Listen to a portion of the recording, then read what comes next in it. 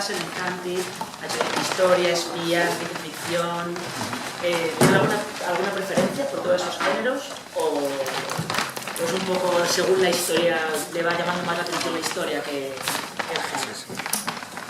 Okay, so obviously you've done many previous works before the Medici. You've done The Man in High Castle, Ransom, The Detective. Do you have preference, or you just take them as they come? Well, I've been trying to answer this question myself. Understand why I'm drawn to the stories I'm drawn to, because it's a pretty diverse body of work at this point. And the way I answer the question is that I like things that are emotionally engaging, that I immediately care about the story that's being told and moved by it, but that after it's over, I realize we're about something. There's some idea, there's some interesting question that the story is asking, so that you feel like it was worth your time to have seen that story. So I think everything I've done, from X-Files to Hunted to Men in High Castle to Medici, has that in common. Sí, bueno, es una pregunta evidentemente que yo mismo intento contestar. ¿Qué es lo que me atrae a una historia? Evidentemente viendo el gran corpus que tengo a mis espaldas de trabajo, ¿no? Y la respuesta que suelo dar es que lo que hago es porque me llama la atención desde un punto de vista emocional. Inicialmente algo que me conmueve, que me atrae. Y una vez que ya se ha concluido el trabajo, también, por supuesto, me doy cuenta de que es un trabajo que tiene algo detrás y que el telespectador, evidentemente, piensa una vez que lo ha visto, me ha merecido la pena verlo. Es la principal razón del trabajo que yo he hecho hasta ahora, desde The Man in High Castle, Ransom, The Hand, todo lo demás. Bueno, en un principio, está protagonizado por Richard Madden y Dustin Hoffman, y quería preguntarle si tenía ya pensado desde un principio que fuesen ellos los protagonistas, o fue más tipo casting y, o sea, que no fuese tan fácil encontrar a los protas. Okay, tell me about the Medici and the fact that the main characters are played by Richard Madden and Dustin Hoffman. Was that thought about from its inception? Did you particularly chose those actors to play those roles, or it was haphazard? Dustin Hoffman was our first choice to play Giovanni de' Medici, and we knew we wanted an actor of a great stature to play the patriarch of the Medici family. We didn't know if we'd be able to get him, but we did, wonderfully. And once we had him, it made it much easier to attract A-list talent like Richard Madden to the other roles. Richard, I think, obviously he's a very good-looking guy. On the internet, that's all they talk about. But he's also a spectacular actor. And, it's really hard to find people who can pull off characters like Cosimo de' Medici. These are like historically monumental figures, and you need somebody who you believe has the intellect and the strength of character to be that character. It's not easy, and I think he pulls it off beautifully. El primer actor que tuve en mente, desde luego, para interpretar a Giovanni de' Medici fue Dustin Hoffman. Esto no tuve nunca ninguna duda, porque sabía que tenía que ser un actor de una estatura, una categoría de primera fila, ¿no? Entonces, para poder justamente interpretar el papel del patriarca de la familia. Otra cosa es si iba a poder conseguirlo, por suerte lo conseguí, y lo cual me hace muy feliz. Y una vez que ya conseguí que él entrara en este proyecto, eso hizo más fácil que otros actores también aceptaran el papel, por ejemplo Richard Madden, que también, muchos otros actores. Richard Madden, por cierto, que es un actor muy guapo, como se comenta generalmente en internet, pero al mismo tiempo es un actor como la copa de un pino, porque es muy difícil interpretar un papel como Cosimo en italiano, y realmente conseguir esta credibilidad de un personaje de una trascendencia histórica monumental y de un intelecto bárbaro, y hacerlo con credibilidad, y creo que lo ha conseguido. It sounds much better coming out of his mouth. Sí, yo quería preguntarle que en los últimos años siempre hemos tenido otras series históricas, como han sido los Borgia, los Tudor, Versalles. Quería preguntarle cómo ha sido el trabajo de documentación para poder crear la serie y también cómo surgió la idea de crear la serie de una de las grandes familias italianas del siglo XV. Yes, we've seen different historical shows lately, like the Borgia, the Tudors, Versailles, and I would like to know how you go about the research to do this show, where the idea come from to play this very important family of the 15th century, where the idea come from. And you're absolutely right, and actually the challenge is that when there are shows that have been done like that, like Borgias and Tudors and Versailles, it makes it harder to do another one. Because people go, we've already seen Borgias, what do we need Medici for? And you go, but the Medici are nothing like Borgias, it's completely different. But you know, in the commercial marketplace, they go, oh, that box has been ticked, why do we need another one? And so you have to really show people this is going to be different. And it is, in fact, quite different. The story of the Medici is utterly unique, and I would argue they are, you know, probably the most important single family in the history of Europe. Certainly one of the most important families, because they ushered in the Renaissance, which, as it turns out, was not just a revolution in art, but also an economic revolution. And this is something I hadn't appreciated until I began reading books about the Medici, was that when they became bankers to the Pope, they had to do something with all that vast wealth they suddenly possessed. And what they did is they created opportunity for the common man. They created opportunity for ordinary Florentines to engage in trade and commerce. And it was the beginnings of social mobility and of the middle class that we still enjoy today, which I thought was remarkable. But my co-writer, Nicholas Meyer, and I read a lot of books, and we were sort of reading the books as we were writing, because we were under a lot of time pressure, the first 2 episodes. And what we looked for was a way to tell the story that would set it apart from the other family sagas that have been done, and that would immediately engage viewers who otherwise would not be interested in a show about the Medici. That was really our goal, was it doesn't matter whether you think the Medici interesting, this is going to be entertaining. And so we took a page from Amadeus, because in Amadeus, Salieri murders Mozart. Now that's not true, I don't think, but it doesn't really matter. It's a great story, and you learn so much about Mozart through that historical what-if question. So that was our strategy, was we're going to say, what if Giovanni was murdered? Now, it could be true, we just don't know. But if he was, I'm immediately drawn into the story. I immediately have to deal with his 2 sons, Cosimo and Lorenzo, who have to take over the bank and solve this mystery. And it's a way into all this other interesting stuff that the audience might otherwise think they don't care about. But then when you see it through these people, oh, that is kind of interesting. So that was our strategy.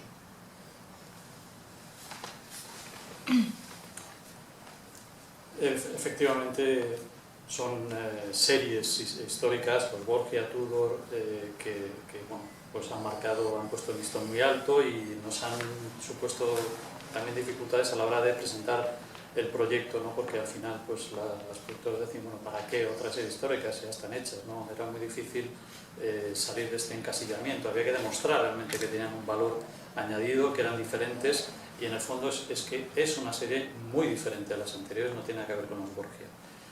En el fondo es la historia de una de las familias más importantes que ha habido en Europa, que han propugnado el Renacimiento tal y como lo conocemos hoy día, porque en el fondo no es solamente una revolución artística la que propugnaron, sino que también hay dentro una revolución económica. Yo me tuve que documentar muchísimo para hacer esta serie y me di cuenta de que esta familia en el fondo se acabaron convirtiendo en banqueros del Papa. Esto les hizo amasar una fortuna impresionante. Esta fortuna luego la utilizaron ellos, la utilizaron para dar oportunidades a la gente de la calle, al florentino común de la calle que no tenía oportunidades y que quería a lo mejor emprender una actividad comercial. Esto fue un poco el inicio de la movilidad social que creó a la postre la clase media. De esto hablé muchísimo con Nicholas Meyer, que es mi co-guionista. Leímos muchísimos libros y una de las cosas que nos llamó la atención, por ejemplo, cuando buscábamos un hecho que, digamos, aglutinase el interés del público, nos dimos cuenta de que en una película como, por ejemplo, en Amadeus, da la impresión de que Salieri asesina a Mozart. Esto realmente en la historia no ocurrió así, no es cierto, pero sí que tiene visos de verosimilitud y en el fondo lo que hace es enganchar al telespectador, ¿no? Entonces, esta misma técnica de qué habría pasado si es la que utilizamos nosotros cuando decidimos que el patriarca de la familia, Giovanni, es asesinado. Entonces, esto es lo que hace que el telespectador se sienta atraído por la historia y siga viendo los capítulos. Y la historia sigue con sus hijos Cosimo y Lorenzo, primero haciéndose cargo del banco que heredan del padre y segundo intentando resolver una gran historia de misterio y de asesinatos que es en lo que se centran durante muchos episodios. Mi pregunta es, ¿cuál fue el reto más duro o más difícil a la hora de escribir el guión? What was your biggest challenge when you wrote the script? Well, in the beginning, we didn't know where to start with the Medici saga, because you could start with Lorenzo the Magnificent, you could start anywhere in history, and kind of hitting upon the idea of beginning with Giovanni's murder and then engaging with Cosimo especially, that was the first big creative challenge, reaching that decision. And we liked it because it allowed us to address the beginning of the Medici story, which is Giovanni, but through his son, because Cosimo was the one who completes the dome on the cathedral in Florence, which we thought was a really interesting story. The reasons why he did that we thought were interesting. But to go back to the first question, I think the really important thing I always try to figure out is why am I telling the story? And one of the things, one of the reasons I really enjoy collaborating with Nicholas Meyer is that he tells stories the same way I do, which is why are we telling this?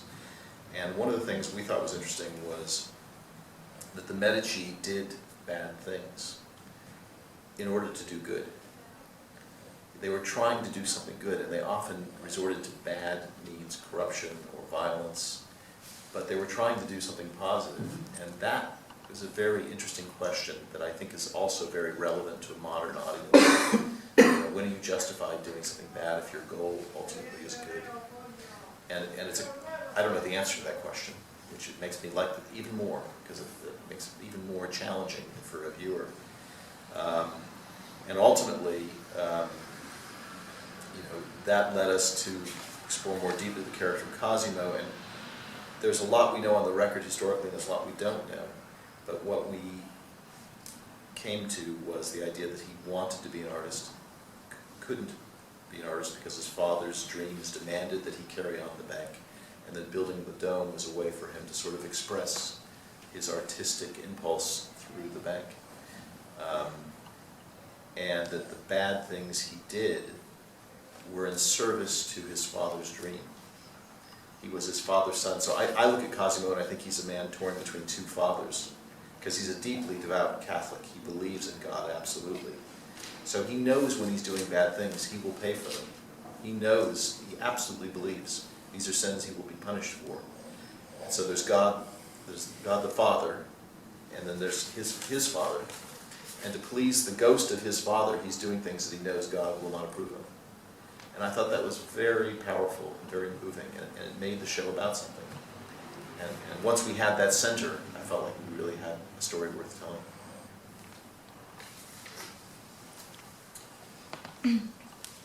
Al principio no sabíamos muy bien dónde iba a empezar la historia, dónde iba a empezar la narración de la historia de toda la saga familiar de los Medici. Podríamos haber empezado, por ejemplo, en Lorenzo el Magnífico, ¿no? Que es un buen inicio para toda la saga, uno de los principales personajes posteriormente, ¿no? Pero bueno, decidimos empezar con Giovanni porque es un poco el patriarca el que inicia toda la saga, y continuar con Cosme. Esto planteaba también un desafío. Hablando de desafío, la decisión fue justamente empezar por ahí, ¿no? Empezar por Cosimo volviendo a Giovanni posteriormente intentando desentrañar el misterio de su asesinato, ¿no? Porque al final lo que ocurre es que Cosme también da rienda suelta a su creatividad artística, que es a lo que su padre le había intentado apartar y orientar más bien hacia su herencia, ¿no? del banco que hereda de él, y la concluye construyendo el Duomo de Milán, ¿no? Y también gracias, por supuesto, a las aportaciones económicas de su propio banco, ¿no? Esto me hace volver a la pregunta anterior, ¿no? De qué es importante a la hora de decidir una historia. Junto con mi co-guionista, Nick Mayer, también nos preguntamos por qué contamos una historia. ¿Cuál es la razón de que contemos una historia? Es muy interesante porque los Medici también al final nos damos cuenta de que están haciendo cosas malas, pero con la idea de hacer un bien final, un bien mayor que los males, digamos, que van cometiendo, como por ejemplo pues historias de crímenes de corrupción, pero con la idea de un bien final que sea, digamos, lo que haga que expíen los pecados que han cometido anteriormente. Es lo que le pasa justamente a Cosimo.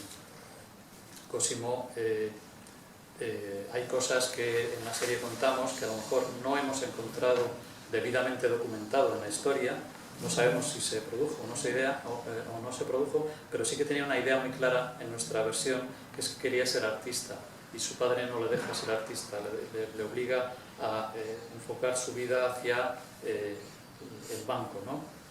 Y en definitiva también puede provenir un poco esta dicotomía de su formación católica, ¿no? Como era él, y enfrentarse a como dos figuras paternales: su padre, que es el que le impulsa a hacer una cosa que es negativa para él, y Dios, en el fondo, que es el otro padre, la otra figura paterna, que también le está diciendo que lo que le pide que haga su padre está mal, ¿no? Entonces se enfrenta a este terrible dilema moral.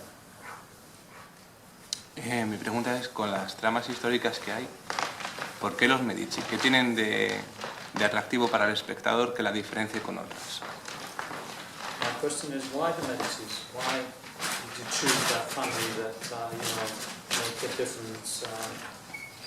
If you see that there are many historical families available out there, why the Medicis?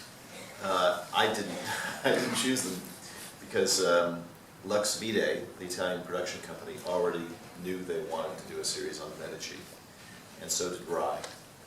And I met with Luca Bernabe, who's the head of Lux Vitae, and he said,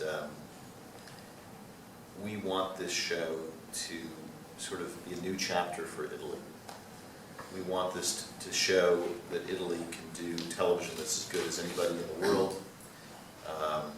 We are going to bring the best costume designers, the best production designers, the best location managers. We're going to shoot in the real places in Florence and Tuscany, which people never do. And that, that's why we want you to work on this, because we think you can make this, the best it can be. And I was so inspired by his ambition, and so excited by the opportunity to work in Italy and in these beautiful places, that I then began reading about the Medici and trying to see what's the story that I would be moved by, within this, because I knew nothing. I knew nothing about the Medici really until he brought it up. And as it turns out, it is an incredibly rich and rewarding chapter in history. Also, I should just mention, it's a personal thing for Luca and Matilda Bernabe, who run Lux Vitae. Their father, Ettore Bernabe, who just died recently, I think he was 95 years old, is one of the giants of Italian television, post-war Italian television. And he ran Rai in the 60s, and he worked with like Rossellini and De Sica and Fellini. It's like, oh my God, incredible. And he wanted to make this series because he's from Florence. So this was like a personal dream of his. And so that was another sort of bonus to be able to help realize that dream for him and his family. Sí, nuevamente no fui yo el que lo eligió, sino que sencillamente me lo propusieron, ¿no? Fue Lux Vitae, la productora italiana, junto con la RAI, concretamente Luca Bernabe de Lux Vitae, que vino a verme y me dijeron, mira, queremos hacer una serie que represente un nuevo capítulo para la historia italiana, que se muestre el esplendor de la historia italiana en toda su riqueza, sin escatimar medios, con un vestuario súper lujoso, dirección artística, rodando en los lugares donde se produjeron los hechos históricos en Toscana, cosa que no ha ocurrido nunca se ha rodado allí. Es decir, lo mejor. No pusieron ninguna traba desde el punto de vista económico. Esto me inspiró muchísimo porque era un proyecto muy ambicioso y una oportunidad única para ir a Italia también y conocer sitios estupendos. Y bueno, esto pues me dio pie para empezar a documentarme y estudiar en los libros qué pasó con los Medici, y ahí me di cuenta de que bueno, era algo fuera de lo común, una familia increíble, y me pareció que la historia tenía una enjundia estupenda para escribir muchos capítulos de una serie. Y luego, por otra parte, otra razón era que Luca y Matilde Bernabei de la familia Luxvide me dijeron que su padre, Ettore, que murió recientemente, un octogenario que había trabajado en la RAI, que había conocido a Rossellini, De Sica, Fellini, todas las grandes figuras del cine italiano, había querido siempre durante toda su vida rodar algo tan grande en Florencia porque él era de allí, y bueno, esto también fue, que duda cabe, un impulso más para intentar ayudar a esta familia a conseguir su sueño. Última. Usted ha trabajado en una de las series que ha destacado muchísimo, que todos conocemos aquí, Expediente X, y este año se ha estrenado una nueva temporada en la que usted no ha estado tan involucrado. Me gustaría saber si usted puede decírnoslo, qué opina sobre esta nueva temporada y si va a seguir porque se quedó con final abierto, y en el caso de que sí, si usted se involucraría de nuevo o no. You mentioned your prior work in the X-Files, which is, we've seen a new season of that show, which you didn't take part of. What's your opinion about this new season? Will there be another season? And would you like to take part in that new season if it was done? Well, I was thrilled that X-Files came back. I had been campaigning and supporting with the fans of the show ever since the last movie in 2008 to bring X-Files back. And honestly, I never doubted it would come back. I was very disappointed that when it finally did, I couldn't do it because I was doing Man in the High Castle at exactly the same time. In fact, there were days when the Man in the High Castle crew was a block away from the X-Files crew in Vancouver, and I had dinner with Chris Carter in Vancouver during the filming. So I couldn't do it. I cannot be impartial. I cannot judge it. I'm just way too close to the whole thing. Chris took it in a direction that surprised me. He and I had talked for years about what a third X-Files movie would be about. He didn't do that. It was something new that he thought of. But I expect there will be. I mean, it was a huge hit all around the world, and if I could, I would be thrilled to be involved. I don't know if I will be able to. I'm awfully busy here, and they're on the other side of the world. But I would love to if I can. Sí, me encantó desde luego que volviera esta serie. Yo siempre he sido un gran fan de la serie, igual que los demás fans, desde que acabé la última película en 2008, y nunca dudé que iba a haber un regreso, ¿no? Por desgracia no pude formar parte de esta nueva serie porque al mismo tiempo estaba rodando The Man in the High Castle, y curiosamente dio la casualidad de que estábamos prácticamente a varias manzanas de distancia cuando estábamos rodando ambos, ellos Expediente X y yo The Man in the High Castle en Vancouver. De hecho quedé para comer con Chris Carter y me dijo por dónde iban a ir los tiros. Yo no estoy tan de acuerdo por el camino que ha emprendido la nueva serie, pero claro, para mí es muy difícil ser imparcial porque llevo tantos años involucrado con esta serie que me cuesta mucho ser objetivo. Pero bueno, sí que les deseo todo el éxito, espero que haya un regreso, espero que tenga, desde luego, la oportunidad de trabajar porque todos sabemos que es un gran éxito a nivel mundial, y bueno, espero que puedan contar conmigo y que yo pueda participar, porque bueno, de momento estoy muy ocupado también. Este lado no ha preguntado, ¿no? ¿Queréis acordar una pregunta de la última? Bueno. Espera, bueno, una rápida por aquí. ¿Lo puedo preguntar en inglés directamente? Por supuesto. Hi Frank, a quick question. I would like to ask you about Hunted, the series you made some years ago. Do you have the idea to do more of it any day, or is it like a dead project right now? You want to translate? Que si tiene previsto hacer algo más de Hunted algún día. So, yes, that was a sort of a tortured death to that show, because it was a co-production with BBC and HBO Cinemax, as you know. The BBC didn't renew it. HBO said, we don't care, we're proceeding without the BBC. And we'd written half of season 2 when, for business reasons, they determined they actually couldn't make the show after all. So that was heartbreaking. And then for a year, we tried to figure out how to do a spin-off, because legally we could have done a spin-off. But there was a change of regime at HBO, and the new guy that came in didn't support the spin-off, and so really it took like 2 years for that show to actually die, which was just excruciating. But now, I don't know, it's been so long since the show was on. I mean, I still love the show. It certainly was not done. I know an awful lot about what would have happened if it had continued.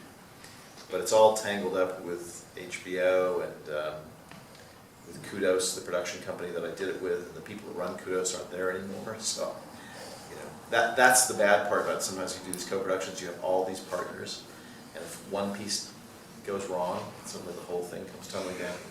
And that was a painful example of that. So, I don't know. Bueno, la verdad que ha sido una muerte bastante dolorosa, ¿no? La de esta serie, porque bueno, fue una historia que se había acordado entre la BBC y ABC Cinemax para rodar la temporada 2. Básicamente lo que pasó al final es que no hubo acuerdo, no se pudo rodar, la cosa, bueno, estuvo allí como agonizando mucho tiempo. Esto me partió realmente el corazón, ¿no? Porque hubo prácticamente un año entero en que hubo que esperar, y de hecho legalmente se podía haber hecho un spin-off. Había una persona interesada en HBO y también iba por otro camino, y al final hubo problemas y se dejó de hacer. A mí la verdad es que me encanta la serie y me habría gustado seguir, pero ya sabemos que muchas veces cuando hay demasiados intereses involucrados, demasiadas compañías como HBO, como mi propia compañía Kudos, al final cuando falla una pieza del engranaje, al final se va todo al garete, es lo que pasa. ¿No? La última de verdad, the last one, the real last one. Además es sencilla. Sería, ¿quiénes son los Medici en la actualidad? ¿Quiénes ejercerían ese papel, por así decirlo? Okay, an easy one. Who would you consider to be the Medici right now? Real time. This is probably not a bad thing. I don't think it's possible to have the Medici anymore. I don't think the world is organized around wealthy families anymore. For better or worse, the world is organized now around corporations, and power in corporations doesn't pass through blood.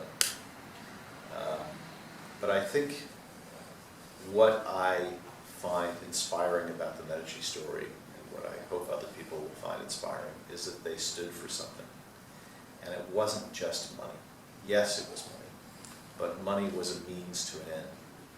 And there are values that the Medici represent that still define the civilization we live in. And this civilization is under attack right now. And we see it. We're living here in Europe, and you see the people with automatic weapons, at certain buildings and train stations. It's under attack. And I live in France, and on every building you see liberté, égalité, fraternité. And those aren't just words, those mean something. And stories like the Medici remind you of the values beyond making money that civilization is supposed to represent, and invite us to consider, are we defending those values? Are we living our lives consistent with the values that make us great? And I think it's up to each generation to remember that lesson. That's what I think is inspiring about their story. And I think even as the show goes on, those lessons continue. Hay una cosa que yo no creo que sea necesariamente negativa, que es lo siguiente, que hoy día yo no creo que podría ser posible una familia como los Medici en el mundo actual, tal y como se mueve el mundo, que hubiera una sola familia que mueva todo, digamos, el capital. No es posible, porque para bien o para mal son las grandes empresas las que se ocupan de hacer esto, y estas grandes empresas no se transmiten por linaje como ocurría antiguamente, ¿no? Lo que sí que pienso, por otra parte, es que los valores de los Medici sí que pueden permanecer actualmente en la sociedad actual, porque los Medici no se preocuparon solo de amasar una gran fortuna, que también lo hicieron, pero también lo hacían por una finalidad última, ¿no? Que era transmitir unos valores también. Los valores que querían defender son los valores que también se pueden ver en la civilización actual.